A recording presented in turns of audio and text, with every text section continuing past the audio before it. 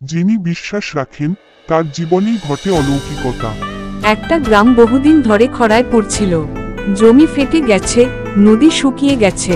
গ্রামের এক গরিব কৃষক রহিম একদিন আল্লাহর দরবারে কেঁদে দোয়া করল, হে আল্লাহ, তুমি রিজিক দাতা, আমি শুধু চেষ্টা করতে চাই।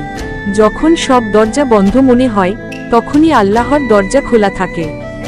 রহিম তার পুরনো ঘর খুঁজে পেল, একটা ছোট থলি, ভিতরে কিছু শুকনো গমের বীজ। সবাই হাসল, এই বীজে কিছু হবে না, কিন্তু রহিম বলল, বিশ্বাস থাকলে আল্লাহ বরকত দেন। বিশ্বাসে আছে শক্তি, আর আল্লাহর রহমতে আছে পরিবর্তনের ক্ষমতা। রাতভর আকাশ মেঘে ঢেকে গেল। সকালে গ্রামের মানুষ দেখল মাটিতে প্রথমবারের মতো টপ টপ করে বৃষ্টি পড়ছে।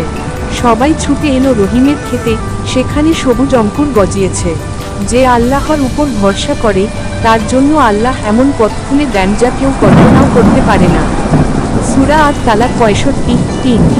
কয়েক সপ্তাহ পর রহিমের খেতে ফলল সোনালী ধান। গ্রামের সবাই এলো তার কাছ থেকে শিখতে। রহিম বলল, এই ফসল আমার নয়, এটা আল্লাহর দান। যে আল্লাহর পথে চায় আল্লাহ তাকে তার চেয়েও বেশি দেন। রহিমের গল্পে বদলে গেল পুরো গ্রাম। সবাই শিখল বিশ্বাস, দোয়া আর ধৈর্য, এই তিনেই আছে আল্লাহর রহমত। নৈতিক শিক্ষা, যিনি বিশ্বাস রাখেন তার জীবনেই ঘটে অলৌকিকতা।